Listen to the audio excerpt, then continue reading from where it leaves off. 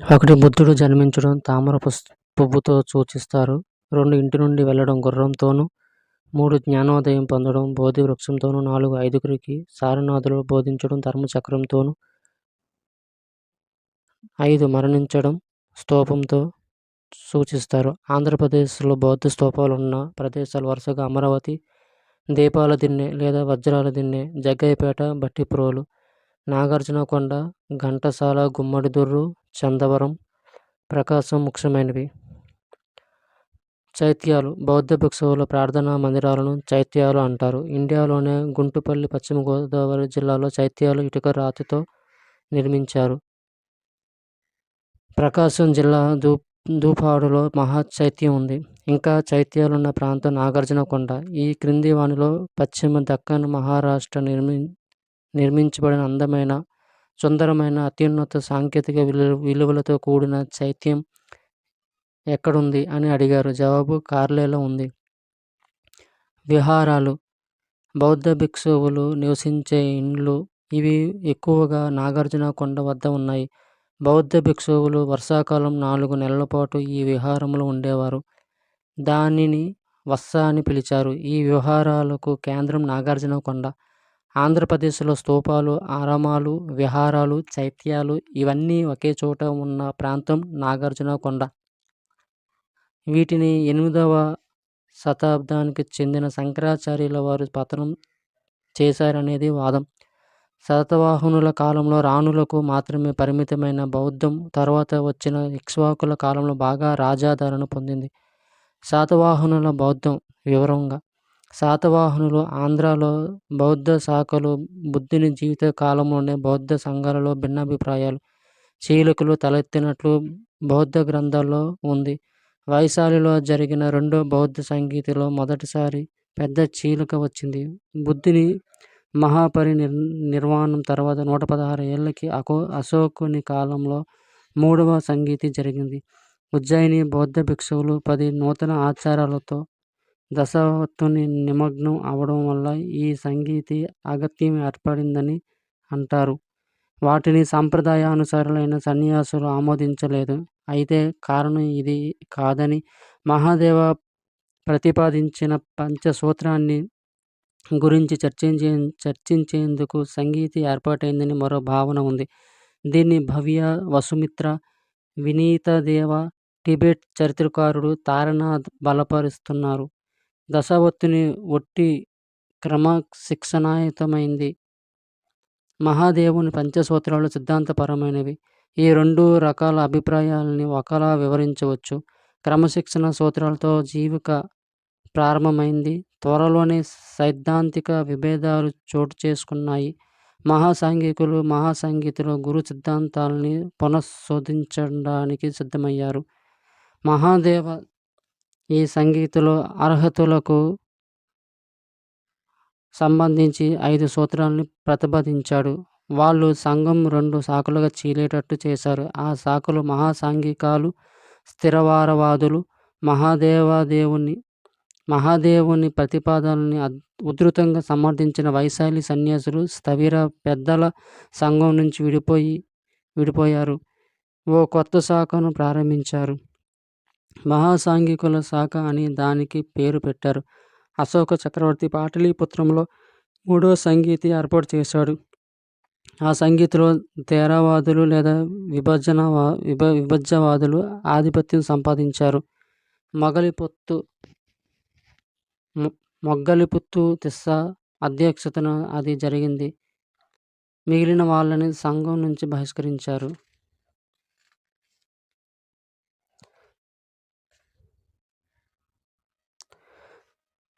స్థవిరవాదులు తర్వాత 11 శాఖలుగా చీలిపోయారు. హీనయాన అనుయాయులుగా ఉంటూనే మహాసాంఘికులు సప్తశాఖలుగా విడిపోయారు. క్రమేణా హీనయాన సిద్ధాంతాలకి తిలోదకాలు ఇచ్చారు. ఆ రకంగా మహాయాన మతం ఏర్పడింది. భిక్షువు వరుసగా పృచ్ఛ గ్రంథ రచయిత వినీతదేవుడు 18 శాఖల పేర్లు సంకలనం చేశాడు. ఇందులో స్థవిరులు, మహాసాంఘికులు ఈ విభాగాలుగా ఉన్నారు. పూర్వశైలీయులు, అపర శైలీయులు, నాగార్జునకొండ అపర మహావిలీన శైలీయులు, హైమావతులు, లోకోత్తరవాదినులు, ప్రజ్ఞాప్తివాదినులు ఉన్న మహాసాంఘికాలు, మహాసారస్వతవాదినులు, కశ్యపీయులు, మహాశాకకులు, ధర్మగుప్తులు, బాహుశ్రుతీయులు, తమరస్నతీయులు ఉన్న సర్వాధివాదులు, కురుకువికయులు, అవంతికులు, వష్టిపుత్రాయులు ఉన్న సమ్మతీయులు, జీతవనీయులు, అభయగిరివాసులు, మహావిహారవాసినులతో కూడిన స్థవిరులు. చైత్యక పూర్వశైలీయ శాఖలు మహాదేవ శాఖకు చెందినవని తారానాథ్ అంటారు. చైత్రికులు పూర్వశైలీయులు ఆంధ్రాలో మాత్రమే ఉండడం వల్ల అశోకుని సమకాలికుడైన మహాదేవునికి ఆంధ్రాలో సంబంధం ఉండి ఉండొచ్చు. మహాసాంఘిక శాఖలు మళ్ళీ 2 విభాగాలుగా విభజితం అయ్యాయి. మహాసాంఘికులు చైత్యాలు లేదా లోకోత్తరవాదులు. కథావత్తు వ్యాఖ్యలో రాజగిరిక, సిద్ధార్థిక, పూర్వశైలీయ, అపరశైలీయ శాఖలు అందక శాఖలని ఉంది. చైయిక లేదా చేతికీయ, పూర్వశైలీయ, అపరశైలీయ కూడా మహాసాంఘిక శాఖ నుంచి ఉద్భవించినవే. బౌద్ధ శాఖలు మొత్తం 18లోనూ 9 ఆంధ్రాలోనే ఉన్నవి. 1 మహాసాంఘిక లేక ఆర్య సాంఘిక నాగార్జునకొండ, 2 పూర్వశైలీయ అమరావతి అల్లూరు, 3 అపరశైలీయ నాగార్జునకొండ ఘంటసాల, 4 రాజగిరిక అమరావతి, 5 చైత్రిక అమరావతి, 6 బహుశ్రుతీయ నాగార్జునకొండ, 7 మహాశాసక నాగార్జునకొండ, 8 ఉత్తరశైలీయ బావికొండ, తొట్లకొండ మొదలైన కళింగ ప్రాంతం, 9 సిద్ధార్థిక. వీటి ముఖ్య స్థావరాలు ఎక్కడ ఉన్నాయో ఆ శాఖల ప్రత్యేక సిద్ధాంతాలేమిటో పోటీ పరీక్షలలో అడుగుతున్నారు. మహాసాంఘికులు లేదా ఆర్య సంఘీయులు రెండో సంగీతి సమయంలో మహాసాంఘిక శాఖ పుట్టుకొచ్చింది. ఇదే నేరుగా మూల సాంఘిక నుంచే వచ్చి ఉంటుంది. అది ఉత్తరాది నుంచి పాటలీపుత్రం నుంచి ఒరిస్సా గుండా ఆంధ్రదేశంలోకి వచ్చింది. దాని నుంచి ఆంధ్ర శాఖలు పుట్టుకొచ్చాయి. నాగార్జునకొండలో స్తంభ శాసనం ఉంది. అది సిరివీర పురుషదత్త భదంత ఆనందరాజు పాలన కాలంలో 8వ సంవత్సరం నాటిది. ఆ రాజు అపరశైల శాఖ మహాచైత్య పునరుద్ధరణ కార్యక్రమానికి అధ్యక్షుడు. ఇతను ఆర్య సంఘం దేశికుల అంతేవాసి అని ఆ శాసనంలో ఉంది. నాగార్జునకొండ దగ్గరలోనే కాకుండా ఆర్య సాంఘికీయుల ప్రస్తావన ఉన్న శాసనాలు శ్రీకాకుళం జిల్లా సాలిహుండంలో, పశ్చిమ గోదావరి జిల్లా గుంటుపల్లిలో లభ్యమయ్యాయి. ఆది నుంచి ఆంధ్రలో మహాసాంఘిక శాఖ ఆదరణ పొందింది. నాగార్జునకొండలో లభ్యమైన ఒక శాసనంలో అరివాహఘన ఆర్య సంఘ ప్రస్తావన ఉంది. కట్టుచెరువు శాసనంలో ఆర్యభిక్షు సంఘం ప్రస్తావన ఉంది. సాలిహుండం కొండ మీద మృణయపాత్ర శకలాలు దొరికాయి. వీటి మీద శాసనం ఉంది. అందులో ఆర్యనాగవ హానస నాగన అని వ్రాసి ఉంది. పురాలిపి ఆధారంగా చూస్తే క్రీస్తు శకం ప్రథమ తృతీయ శతాబ్దాల మధ్య నాటిది అయి ఉండాలి. సంస్కృతంలో ఆర్య సంఘం అంటే మహాసంఘం అని అర్థం. వినయ గ్రంథాల చైన శీర్షికలు మహాసాంఘిక అనే పదాన్ని సాంఘిక అని క్లుప్తీకరించారు. ధాన్య కటకములో లభ్యమైన ఒక శాసనంలో హంగిగహావతి వ్రతస దుసిక అని ఉంది. దుసిక మామూలు లౌకిక ఆరాధకుడు. గహవతివత అనే మాట దీన్ని తెలియజేస్తుంది. అతను ఒక హంకి అంటే సంఘ సభ్యుడు అని సంఘములో లౌకికులకు స్థానాన్ని కల్పించింది. మహాసాంఘిక శాఖలే. అంచేత దుసిక మహాసాంఘికుడై ఉండాలి. ఆంధ్ర బౌద్ధులకు వాళ్ళదైన మత ధర్మ సూత్రాలు ఉండేవని అమరావతి నాగార్జునకొండ శాసనాలను బట్టి తెలుస్తుంది. అమరావతి స్తూపంలో వినయధార, మహావినయధార అనే పదాలు ఉన్నాయి. రెండవ పదం చూస్తే మహాసాంఘికులు తమ వినయను మహావినయ అని పిలుచుకునే వారని తెలుస్తుంది. నాగార్జునకొండ శాసనాల్లో మహావినయ ననుసరించే అపర మహావినశీలియల గురించిన ప్రస్తావన తగులుతుంది. నాగార్జునకొండ శాసనం ఒక దాంట్లో తిగాహ్నియ, నిక్కాయథర,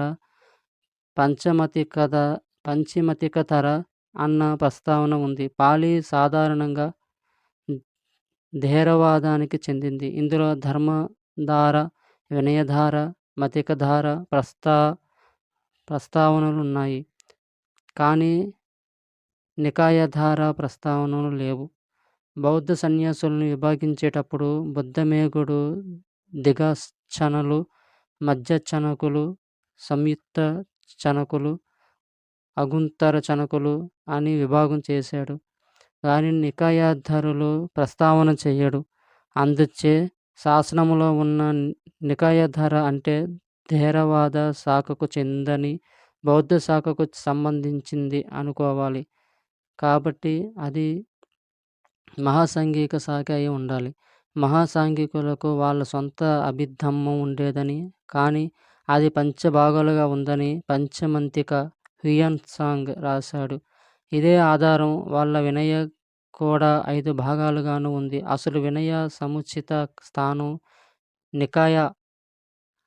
నికాయాల తర్వాత అంచేతపై శాసనములోని పంచమతిక అంటే మహాసాంఘికుల వినయ అని మాత్రమే అర్థం.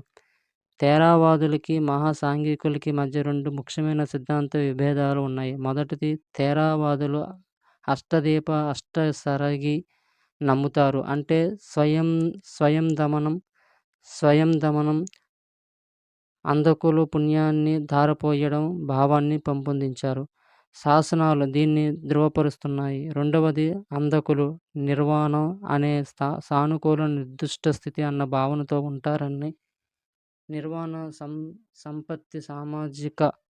నిర్వాణ సంపత్తి సంపాదక గురించి భాషిస్తారని కథావస్తు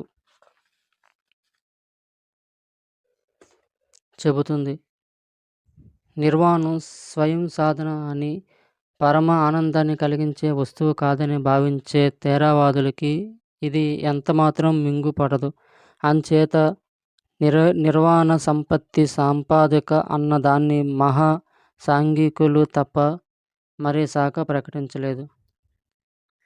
అమరావతి, నాగార్జునకొండ, ఇంద్రపాల నగర, ఆదుర్రు మహాసాంఘికులు కేంద్రాలు. కొన్ని తావుల్లో, ముఖ్యంగా అమరావతి, నాగార్జునకొండల్లో మహాసాంఘికులు ఉన్నట్లు ఆరామాల నిర్వహణ చైతన్యవాదుల పూర్వశైలుల, అపర శైలుల లేక అపర మహావీన శైలులు ఆదిలో ఉన్నట్టు చెప్పే ఆధారాలు లభ్యమయ్యాయి.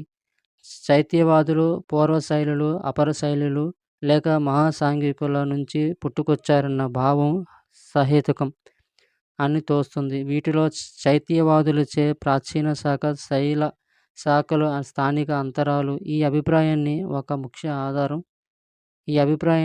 ముఖ్య ఆధారం బలపరుస్తుంది.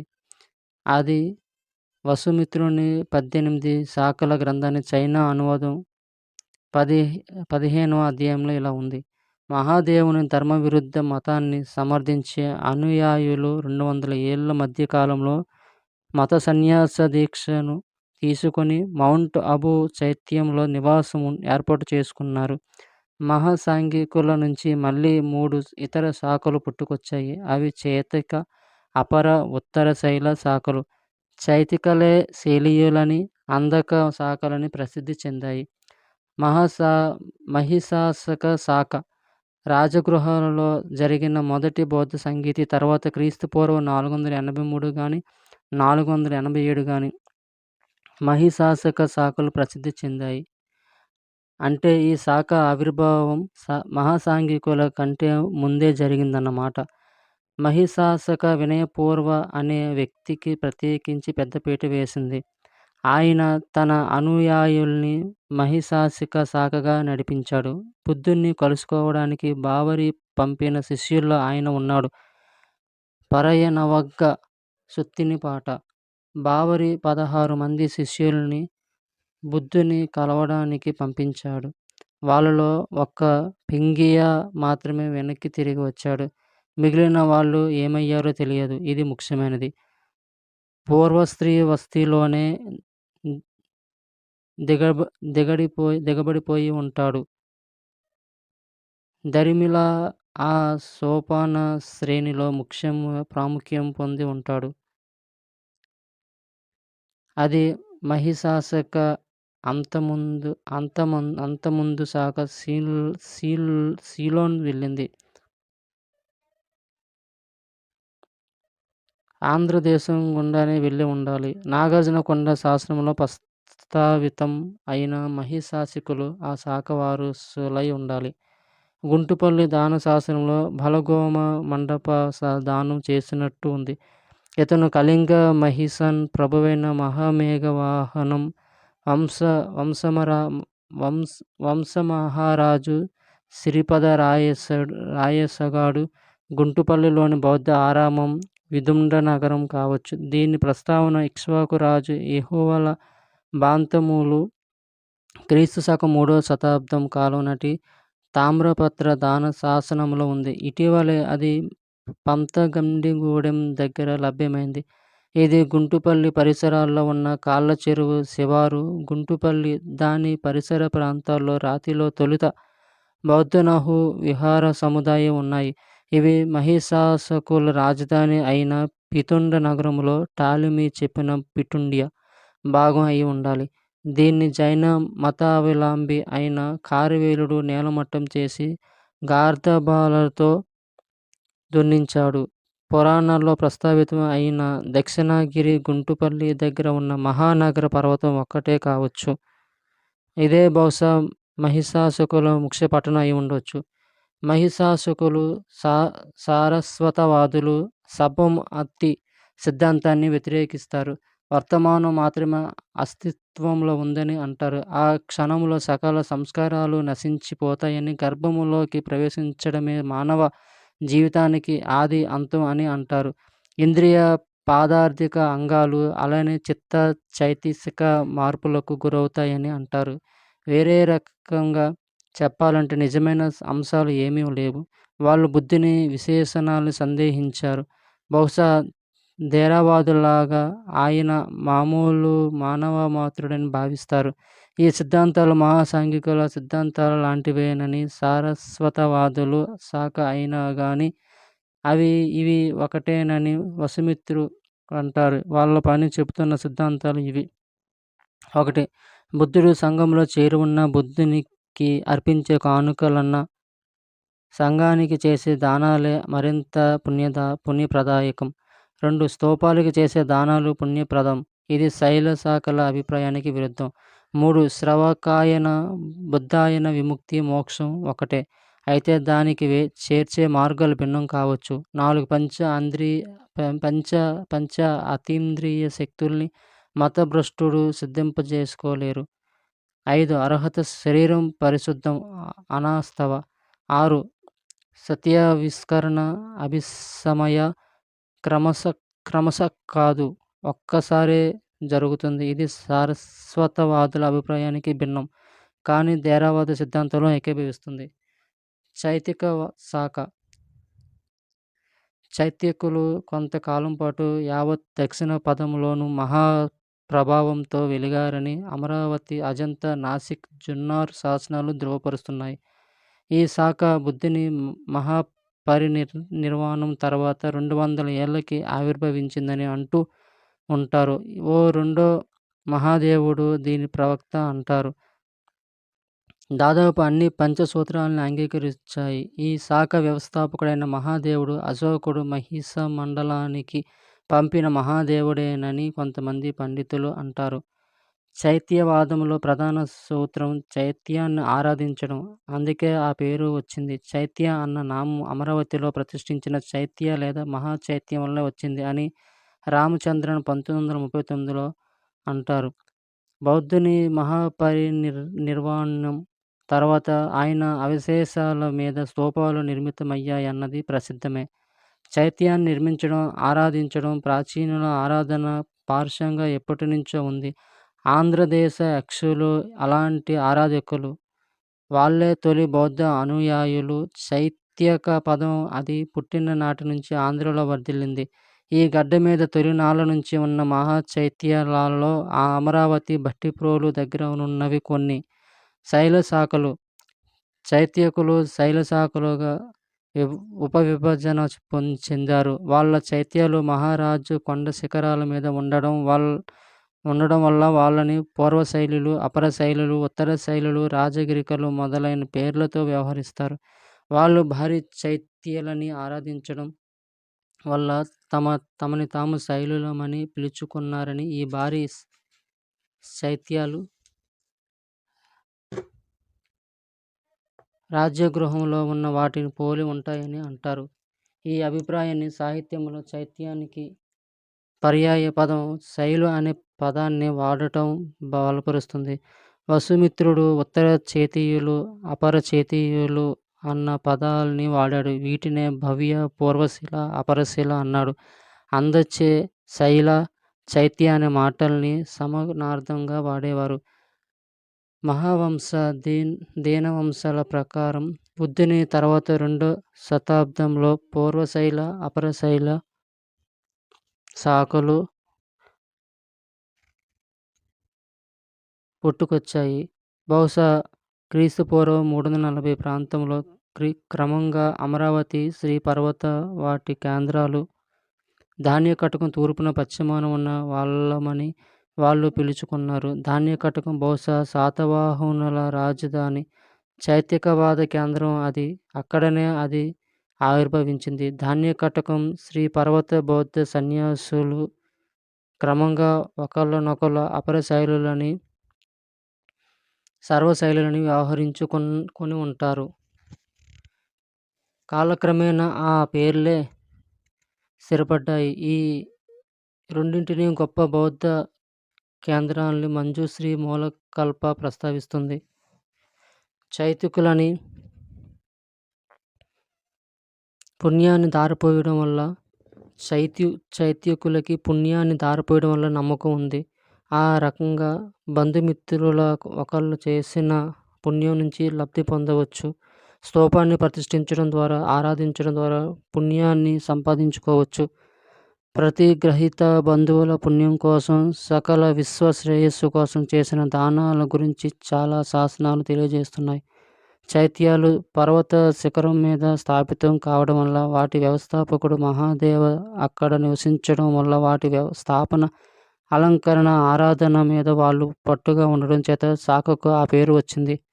పశ్చిమ భారతదేశంలో ఈ శాఖ గురించి నాసిక్ గుహలో ప్రస్తావన ఉంది. ఓ ఉపాసకుడు ఆ గుహను తొలిపించాడని, అతను చౌతీయ శాఖ, చౌతికు పాసక వాడని ఉంది. ధాన్యకటకం అమరావతిలో ఉన్న మహాచైత్యం పూర్తిగా చౌతీయ శాఖ ఆస్తి. మహాదేవుడే ఈ శాఖ వ్యవస్థాపకుడు అన్నది నిజమైతే ఆయన ధాన్యకటకంలో నివసించే ఉండాలి. ఇక్కడ మహాచైత్యం కొండ మీద కాక మైదానం మీద ఉంది. మొదట్లో మహానగర పర్వతం దగ్గర ఉన్నది. తర్వాత ధాన్యకటకానికి మారాడు. అక్కడ తన సొంత శాఖను రూపొందించాడు. మహిషి మండలానికి మౌర్య చక్రవర్తి అశోకుడు మత ప్రచారం కోసం పంపించిన మహాదేవ ఇతను ఒకరే అయితే ఈ ఊహ సహేతుకం అవుతుంది. ఈ 3 శైల శాఖలకి ఈ కింది సూత్రాలు ఉన్నాయని వసుమిత్ర అన్నాడు. 1. బోధిసత్వులు సామాన్యులు దిగువ స్థాయిల్లోనూ జన్మించి ఉండవచ్చు.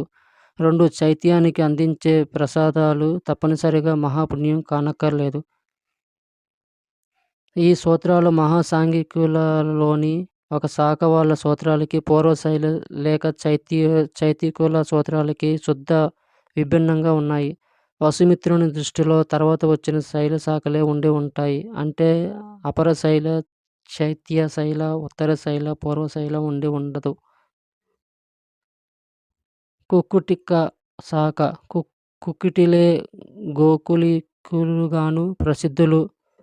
కథావత్తు యావత్తు లోకం భగభగ మండేటట్లు కుక్కులంలాగా అంటే మండే బొగ్గు కొరివో ఉందని వీళ్ళ భావన. అందుచే దుఃఖమయం అని నమ్ముతారు. ఈ శాఖ వాళ్ళ అభిప్రాయాల్లో చాలా భాగం కథావత్తు ఆపాదించినట్టు అందకుల ఆంధ్రాలో ఉన్నాయి. వీళ్ళు మహాసాంఘికులలో బలమైన శాఖ.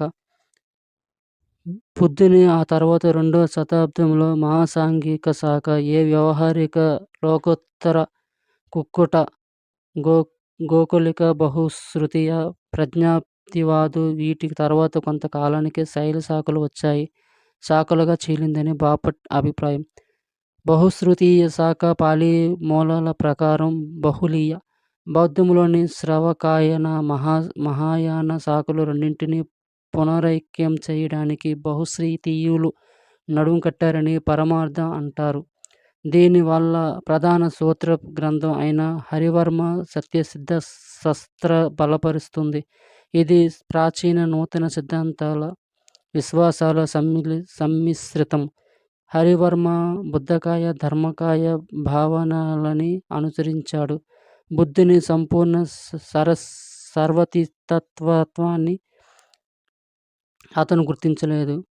అయితే దశబల వైసారథ్య లాంటి ప్రత్యేక శక్తులున్నట్టు చతుర్విధ ప్రగాఢ విశ్వాసాలు నమ్ముతాడు. వీటిని సారస్వతవాదులు అంగీకరిస్తారు. వాళ్ళ మఠంలో 2 చైత్యగృహాలు ఉంటాయి. చైత్యగృహ భావనను వాళ్ళు అంగీకరిస్తారు. కానీ మొదట విగ్రహారాధనను వ్యతిరేకించారు. దరిమిల వాళ్ళు ఒక కోలగా ఉండే ఆరాధనా మందిరాన్ని నిర్మించారు. ముందు భాగంలో ఒక స్తంభంతో అలంకృతం చేశారు. అది ధ్వజస్తంభాన్ని పోలి ఉంటుంది. ఆసీనుడైన బుద్ధుని మూర్తి ఆ మందిరములో ఉంటుంది. ఆ విధంగా వాళ్ళు అపర మహాయాన శైలులు పంత అవలంబించారు. నాగార్జునకొండ శాసనాల్లో ప్రస్తావితం అయిన మహాసాంఘికుల తర్వాతి శాఖ ఉంది. వీళ్ళ మహాయాన బోధనకు వదగాములు అంటారు. వాళ్ళు మహాదేవ పంచసూత్రాలని కొన్ని సిద్ధాంత విషయాలలో ఇముడ్చుకున్నారు. ఆంధ్ర శైల శాఖలకి వీళ్ళకి చాలా ఉమ్మడి అంశాలున్నాయి. సాంప్రదాయిక మహాయాన శాఖల మధ్య వీళ్ళు వారసులని పేరు పొందారు. అయితే బహుశ్రుతీయుల్ని హరివర్మ సత్యసిద్ధి శాఖతో నీలకంఠదత్తు పోలుస్తాడు. ఈ శాఖ కొంచెం ఇంచుమించుగా క్రీస్తు శకం 3వ శతాబ్దం నాటిది. బహుశ్రుతీయులు మహాయాన బోధనలకి పూర్వులే అయి ఉంటే వాళ్ళు క్రీస్తు పూర్వం శకంలో ఆవిర్భవించి ఉండాలి. హరివర్మ ఆ ప్రాచీన మతాన్ని పునరుద్ధరించి ఉండాలి. అయితే బహుశ్రుతీయుల ప్రత్యేక సిద్ధాంతాల గురించి కథావస్తు ఏమి తెలియచెయ్యలేదు. ఈ శాఖ మహాసాంఘిక బృందానికి చెందిన గాని ఇది సారస్వతవాదుల అభిప్రాయాలన్నిటినో అంగీకరించింది అని వసుమిత్ర అంటారు. అనిత్యత శాస్త్రం కాకపోవడం, దుఃఖ బాధ శూన్య అస్తిత్వం లేకపోవడం, ఆత్మ లేకపోవడం, నిర్వేరి పరమగమ్యం లాంటి బుద్ధుని బోధలు లోకోత్తరం అని పైన చెప్పినవి కాకుండా ఇతరైన బోధలు లౌకికం అని ఆ శాఖ భావిస్తుందని కూడా వసుమిత్ర అంటారు. మగ్గలతో ఫలాలతో సంధించుకొని ఉన్న బోధలు అభ్యాసాలు లోకోత్తరం అని సాధారణంగా పాళీ గ్రంథాలు పరిగణిస్తాయి. మిగిలినవి లౌకికం అయి ఉంటాయి.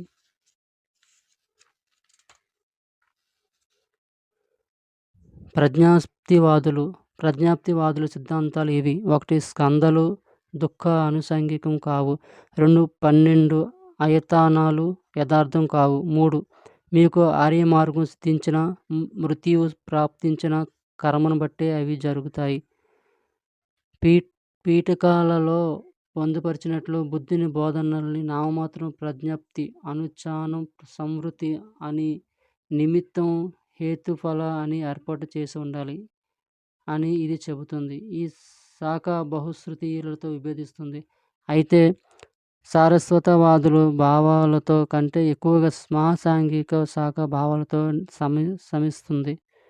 రాజగిరిక శాఖ బుధరక్షిత నామధేయుడైన రాజగిరి నివాసి ఒకరిని గురించి అమరావతి శాసనంలో ఉంది.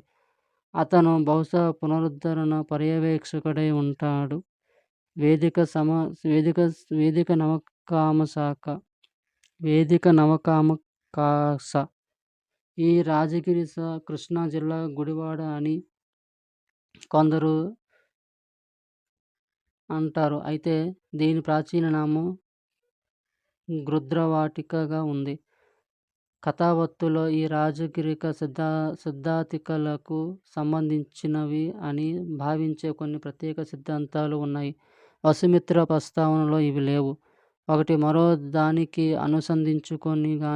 అనుసరించుకొని కానీ గుణం అనేది ఏదీ లేదు. ఉదాహరణకు ఆవగింజలో నూనె, గ్రహణలో అనుభూతి వగైరా.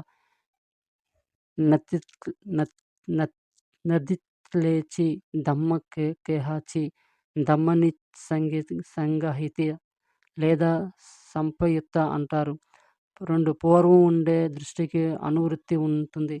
చిత్త మనసు ఒకటే విధి నిర్వహిస్తూ ఉంటుంది. దీనికి అనుసంధించుకొని ఉన్న ఇతర మానసిక స్థితులు ఏమీ లేవు.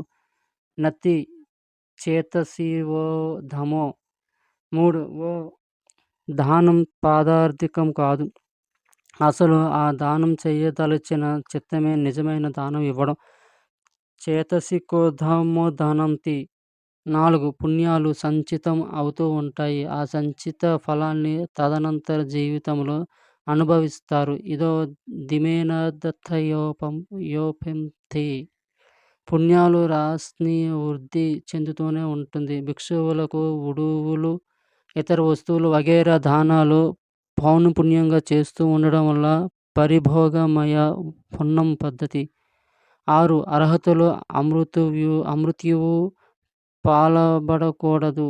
అంటే వాళ్ళ మృత్యువు కూడా కర్మ ఫలితమే. నత్తి అర్హత అకాలమచ్చు.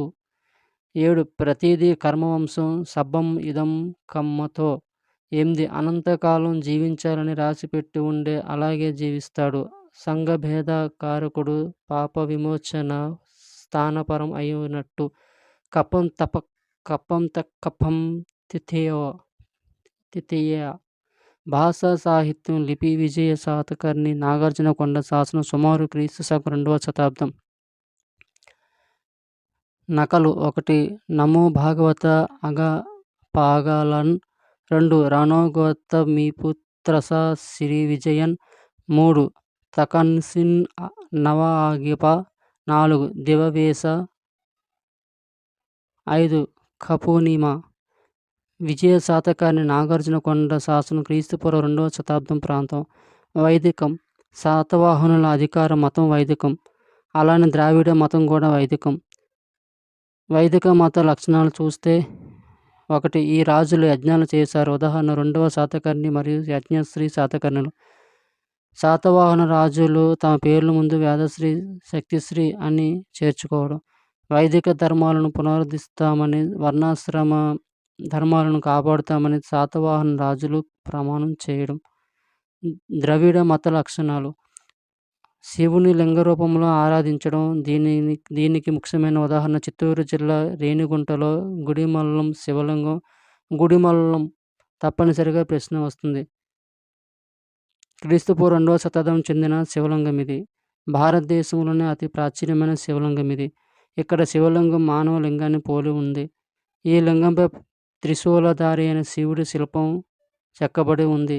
వీటితో పాటు 1 వ్యవసాయం చేయడం, 2 కోటలు కట్టడం, 3 సముద్ర వ్యాపారం చేయడం, 4 గ్రామీణ జాతరలు చేయడం ఇవన్నీ ద్రావిడుల లక్షణాలు. శాతవాహనుల కాలంలో రాధా అనే పేరును మొట్టమొదటగా ప్రస్తావించినది హాలుడి గాథా సప్తశతి. శాతవాహన కాలంలో భాగవత వైష్ణవం ఆంధ్రప్రదేశ్లోకి ప్రవేశించింది. అనగా కృష్ణుడిని, విష్ణువుని కొలవడం అన్నమాట.